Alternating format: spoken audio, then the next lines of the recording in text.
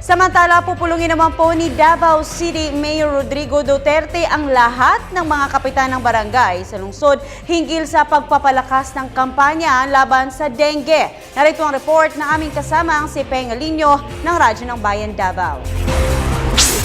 Naalarma na si Davao City District 3 Councilor Jocelyn Villafuerte sa dami ng mga bilang ng mga kaso ng dengue na umabot na sa 147 mula lamang ika-5 hanggang ika-11 ng Enero ng taong ito o sa loob lamang ng 6 na araw.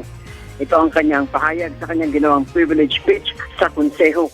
Ang marami ang kaso ng dengue ay naitala sa may katimog bahagi ng Davao kung saan may isa ng pasyente pumanaw.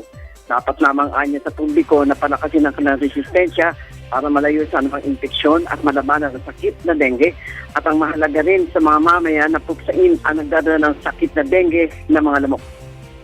Dapat ay malinis ang kanilang mga kapaligiran maging sa loob at labas ng kanilang pamamahay upang hindi ito pamugaran na nakamamatay na lamok.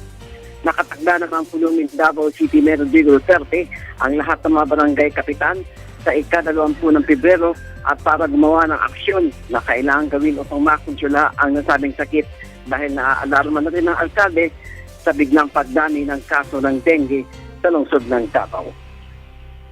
Para sa Telebisyon ng Bayan, Peng Alinio, Radyo ng Bayan, Davao.